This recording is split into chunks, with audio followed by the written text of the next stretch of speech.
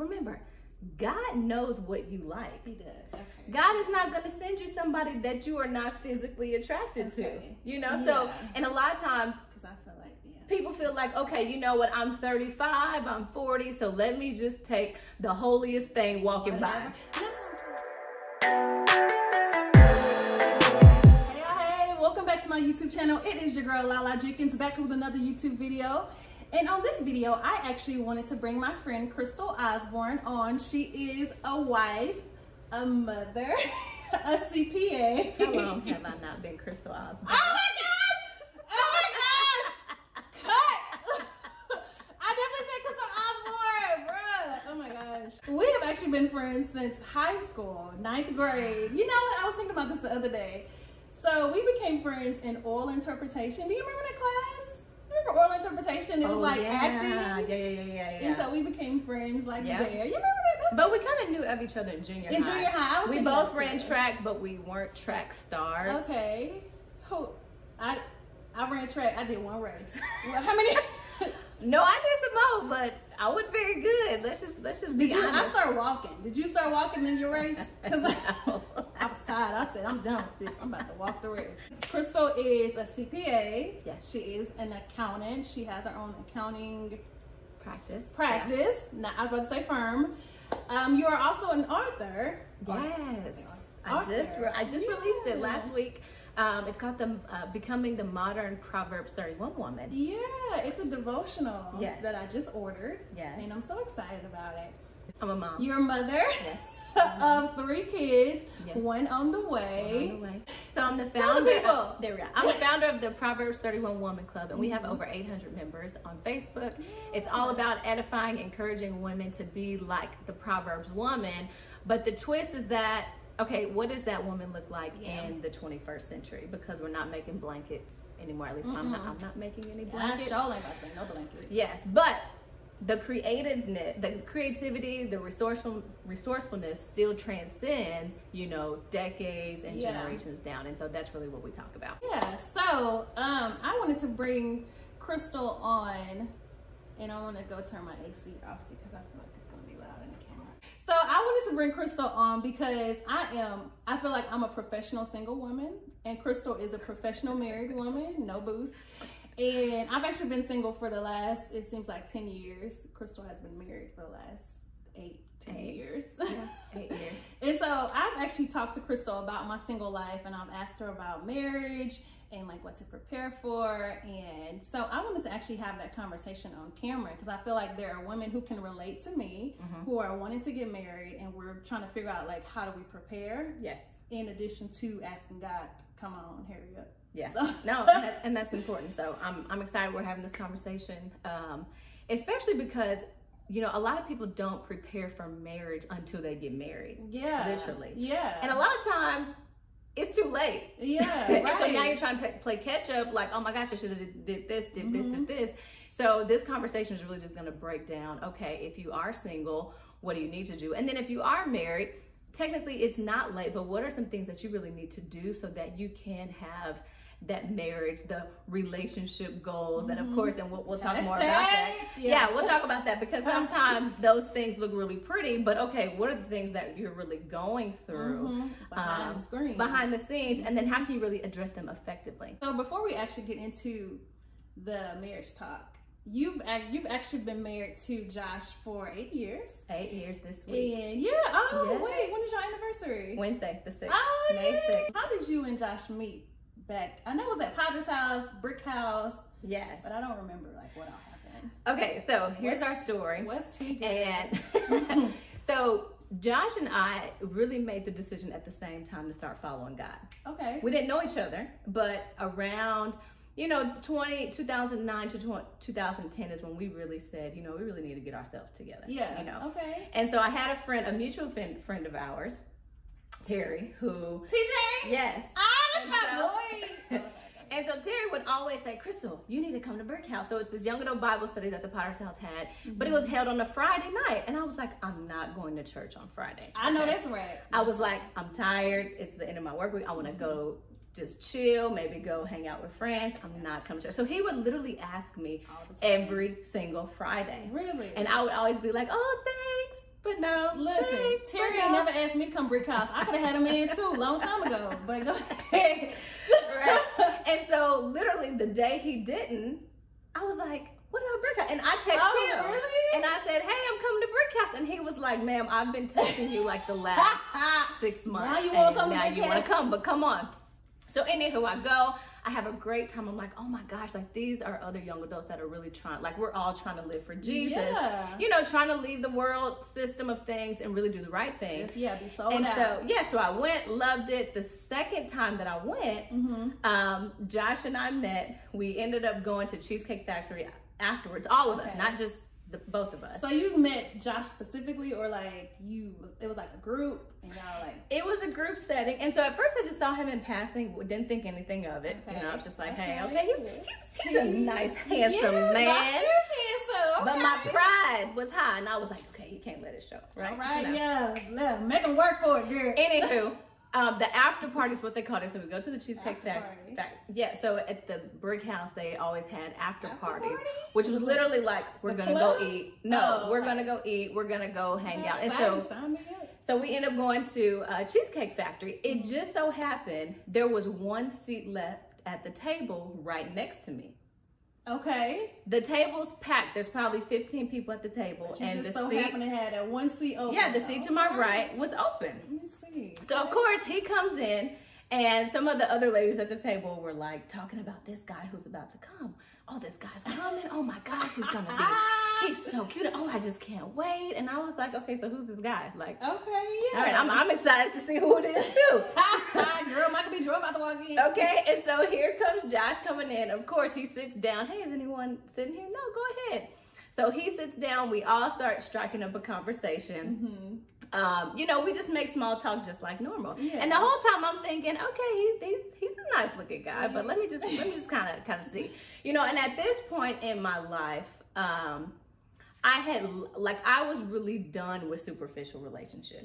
You know, I was like, you know what, like my next relationship, I really want it to be my husband. You know, and if you're not interested, I'm not interested. So we're good. So we end up seeing each other again, like the next couple of Sundays at church, as well as, you know, at Brick House. And so one day he approached me at church and said, hey, you know, I remember you from Brick House, you know, can we go on a date? You know?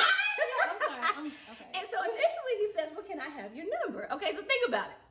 The last person that asked me for my number, I was in the world, right? And so I'm like, wait a minute, I'm a saved woman now? Can I get your number? How was he supposed to approach you? Like, you want to go read the scripture together? Like, what you... And so the Lord said, literally, he said, give him your number. Oh, that's it, God. I'm ready. So I said, okay. All right, so I give him my number. We go out. We have our first date at Dave & Buster's. And we literally tell each other the good, the bad, and the ugly. So y'all were just on the first date? Wait, on the first date, literally. It was so weird. We had like such this level of comfort with each other. I just felt like I can tell him everything and he's not going to judge me. And I knew then, I said, this is my husband, because I felt so comfortable. And later on, we talked about the first date and we were like, you know what? Y'all both felt the same way. We felt the same way. He felt like I could tell him, like he could tell me things and I not judge him or be like, oh, what's going on? You know, because of course, we just came from the world, okay? Because our lives weren't perfect, okay? Let's just make that clear, you know? And to be able to converse, and we talked, I mean, literally Dave & Buster's had to kick us out. We got there all night. We were there like all night. And I remember leaving, him walking me to my car, me getting in my car and being like, this is it. Ooh, yes, like, God. this is it. It was something I had never experienced before. And I couldn't wait to talk to him. I couldn't wait. You know, but of course you don't want to be blowing up his phone every 5 minutes. You gotta play it cool. You gotta play it cool. But I was so, like, in my spirit, I felt like God said yes. Like, this is different. Like, this is different. Okay, so that was in December. Everything goes great. In July, we get engaged, and then we were married that following May. So the total time of our, you know, relationship, courtship before marriage, about 1.5 years total. Okay. Probably less than that. But you met him in December? So I met him in December of 2010. Got engaged. And we got married. So, okay, we got married. We met each other December of 2010. Okay. We got engaged in July of 2011. So was it like 6 months later? So that was about 6-7 months later. Okay. And then we got married May of 2012. So like a year. Yeah. Like so it was about 18 months-ish was our entire. So it ain't gotta be like 2, 3, 4 years.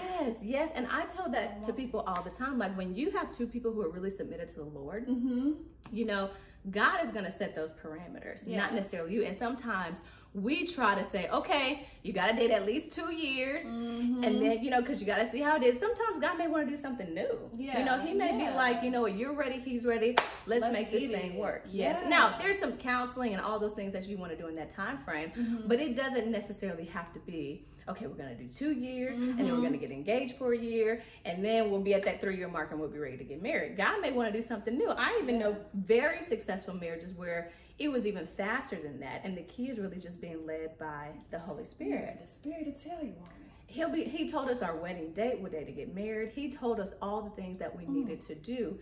And as married couples, as women preparing to get married, like the Holy Spirit is your friend. Yes, he is. He's your friend. He gives you wisdom. He gives you knowledge. So one, you need to make sure that you can hear clearly beforehand, because just as the Holy Spirit wants to help you before marriage, he wants to help you even more so as you guys become one. Absolutely. Oh, that's good. Oh, that's good. So, you know what? While you were talking, it made me remember, like, I don't know if you want to talk about this, but you were dating a guy that you really liked. Oh, yes. But God told you no. But he met everything that you wanted, right? Did he met everything you wanted? He did. Okay, so, all right, so remember, Josh and I met in December of 2010. That summer, right before, I was dating this guy who literally met all the check. You know, you know, we all have our checklist. Had our list, girl, he met your list. He met my list. Now remember, I'm coming out of the world into more of God, hearing him more clearly. Transitioning. I'm hearing from the Lord. I'm growing in our relationship. He meets everything. Yeah. He's good looking. He has the house, the car, the career. You know, he had the muscle. Yeah, he liked to work out. Yeah, he liked to work out. Super nice guy. Yeah. Literally. It happened to be on October 31st. I remember. Now, this happens to be my current, because it's my current husband's birthday. Josh's birthday is October 31st. The Lord told me on that day, break up with him now. And I said, what? I remember so clearly. We're in the car driving. We are leaving church, going to get something to eat. And he says, break up with him. He's not the one. And I'm like, what? I'm like, he meets all the check marks. But I knew at that time, it was so crucial for me to be obedient to God. God knows. It was like right now, you need to do this thing today. If not, you're going to get so deep into this relationship that it's going to be too hard to get out. Right. So I tell this guy, the wonderful checklist guy, right? Yeah. That I'm so sorry, but we need to end this. Of course, he thinks I'm crazy. I'm like, oh. He's like, what happened? Yeah. And so did you tell him God told you, or you were just like, I just said, you know what? I just really feel it in my spirit. I didn't say God. I said, I just feel in my spirit that, you know, we really need to just kind of take a break. And of course, it comes out of nowhere. So he's like, we're vibing. We here. Like, we're having a good time. Right. He's calling me, are you okay? I'm praying for you. I literally am fine. As soon as I said, you know, we need to take a break, he dropped me off at my home. It was like a weight had lifted, honestly. And I was like, like peace. I felt this decision. I felt it, and it was really the first time that I really felt like I really made the right decision. Yeah. And it was hard. That's hard though, because you liked him. I liked him. He was a nice guy. And it didn't make sense to me. It didn't make sense. And I think sometimes, you know, and this is all believers, men and women, we have to be okay in looking crazy. We have to be okay looking crazy to other people. You know, like obedience sometimes causes us to look like fools. And hey, we just lean. Yeah, we lean on the Lord's wisdom, not our own. And so that day was October 31st, which happens to be my husband's birthday. It's Josh's birthday. And then Josh and I ended up meeting a month later. Wow. Now, yeah, he was trying to tell you to end it. Because Josh on his way. Josh was on his way. My husband was on his way. And so many times we end up in the wrong relationships. We know the Lord has told us, you need to leave, you need to cut this off. But because we're afraid to be alone, we're afraid of hurting other people's feelings, we totally disregard God. And then we really start idolizing the relationship, you know, and we start putting that relationship over God, and God is like, hold up, what's going on? I need you to listen to me and not your own feelings. And again, sometimes that is hard, but we have to be led by the Spirit. And then sometimes we like, I know myself, I don't think I heard God right. Clearly, right. We're like, are you sure? God, this ain't, you ain't saying no to him, because, you know, our chemistry is, you know, it's like, and I'm like, but God is like, and then you ask God, well, can you turn the sky pink for me? If that's really you turning it pink. Another confirmation, God. And God is like, I told you, just do it. You heard what I said. Yeah. So, segue. So that's October 31st. The entire month of November. Remember, I met Josh in December. Yeah. So there's there's a one month gap. Month apart. I felt this tug to literally start praying for my husband. Like never before. I was always that person. So I'm like 21, 22 at the time. And I always said, I'll get married in my 30s. I'm gonna do my career thing. You know, I'm gonna have fun. We're gonna travel, do all this stuff. All of a sudden, literally, once I ended that relationship, God was like, it's time for marriage. Man, I felt it so heavy. And so I'm praying for my husband. I'm praying. I don't know. I haven't met Josh ever. You praying for somebody you don't even know. I'm praying for someone I don't know. And I'm like, Lord, position me to be seen by him. You know, put us in the right area. And I'm praying over his spirit life and just give him strength to follow you. And my checklist starts to change. And now I'm so focused on, literally, it's no more about the house, the car, the job, the this and that. It's, Lord, I really want somebody after your heart. Like at the end of the day, we can build all that stuff together. And that's essentially what we have done. Literally everything that I prayed for in that month. Y'all have built together. Everything that I prayed for that month, November of 2010, is literally what we have done. Wow. And I prayed, I said, Lord, I want a man that's after your heart, who's going to love you more than he loves me, who's going to love his family. And if you know my husband, he loves those kids. He loves our kids. He loves kids. To the point where I be like, you a little obsessed with him. Okay, I'm going to just let you have y'all's moment right now. Okay, but no, but he is. And I love that about him. He loves our children, but he's literally after the Lord's heart in everything. Oh, yes. And that's one thing, you know, in marriage that we really want to do is our husband's faithfulness to us is not necessarily faithful to us because they love us, but because of his obedience to God. And a lot of times, you know, we're like, well, he's just faithful because, you know, he loves me and this is his family and everything. No. That's a fruit of the obedience. Right. But the root is that he loves God.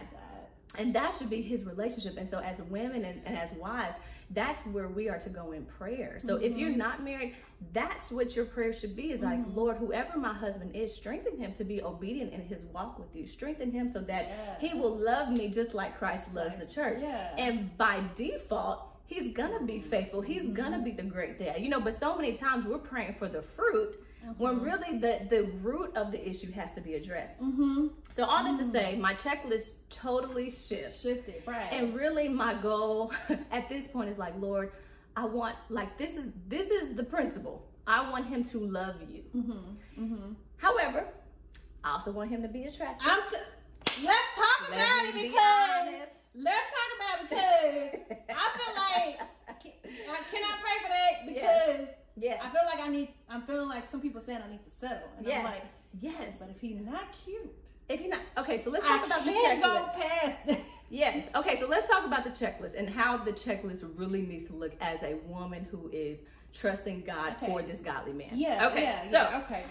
Number one is that we always have to be led by the Lord. Okay, in Deuteronomy it says, you know, if you carefully and diligently heed the voice of the Lord, you get all these blessings, right? Okay. Now, if you don't hear clearly from the Lord. Deuteronomy, what was that? Deuteronomy what? 28. 28. Go ahead. I'm sorry. 28. Go ahead. Okay, so he lists out all these things. But then if you don't hear clearly from the Lord, then you have to follow principle. So the principle, you know, the very broad principle in any type of relationship, whether that's a romantic relationship, business, whatever it is that you guys have to be equally yoked. Okay.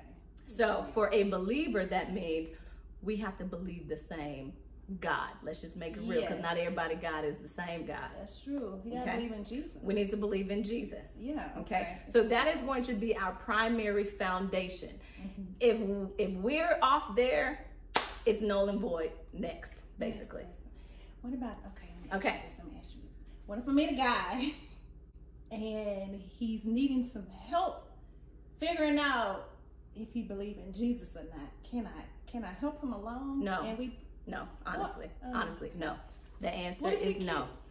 Even if he's cute, even if he's tall, dark, and handsome, and mixed everything, and he got a nice body, yeah, no. And let me tell you why. Because if you start helping him in that area, you may always be in a place where you are helping him cultivate that area. Okay. That's why those things have to be addressed. One, like he has to know who he believes in, who he is in God first. He has to be whole first. You're talking about this is the man who's going to be leading not only you, but your family. Right. You can't be going between Buddha and Jesus. I'm sorry. Yeah, that's true. I can't do that. And that's why we have to be led by principle. So I'm so glad you said that, because no, women, we can't do that. Otherwise, we're going to pay those consequences later. In the long haul. Okay. So even if he is tall, dark, handsome, peanut butter, cappuccino. What? We're gonna have to let you go. Let it go. Yeah. Okay. So that is our principle that we go with. Yeah. Then preferences. So God still, He's given every single one of us preferences.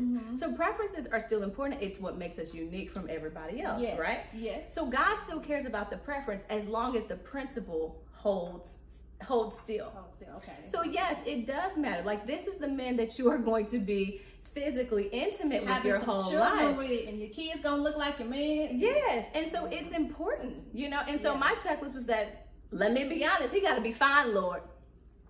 Yeah, when you told me that, I can do that. I want that. Let me write that down. He gotta be fine, because Chris said, her man fine too, so I'm gonna find me too. Yes, and I love how he looks, but at the end of the day, I love that he loves Jesus first. Yes, that's just an added extra. Yeah, you got the attractiveness. That's the sauce. Right. That's the toppings. Yes. Yes, it matters of your preference. So list down your preferences, and the thing is, remember, God knows what you like. He does. Okay. God is not going to send you somebody that you are not physically attracted to. So, and a lot of times, because I feel like people feel like, okay, you know what? I'm 35, I'm 40, so let me just take the holiest thing walking by. And that's what I'm feeling right now. That's not good. No, definitely not. God knows what you like. Okay. He knows what's going to make you, take a second look. Okay. Take a second look. I thought you were about to say, go make me, bust it wide open. No. You can bust it wide open in marriage. In marriage all the time, right? All day long. Hey. Yes, there you go. So, that'll be another conversation. But yes, he knows what you like. So on that checklist, okay, you want your husband to be a godly man, but then list all the things that you would like. What about, like, he got to have an iPhone? Because I can't date nobody with a Droid. I literally cannot do it. Like, I don't know. But I'm feeling like that may be a little excessive. If that's what you want. I want a man with an iPhone. Like, the Lord knows the desires of our heart. Yeah, and it's a heart desire. And there we go. Is that okay? That's between you and the Lord. Okay. That's going to be a preference between you and as long as that may be too much, though. Is that too much? Because I'm getting older. Some of this stuff got to get out off my list. I can do it if I have to do it. If he got everything else and he got a Droid, let's go. Like, how important is it if you meet someone who meets everything, but he has a Samsung? Maybe that's something in marriage that he y'all ain't can even kind of cute no more. I could get him an iPhone, right?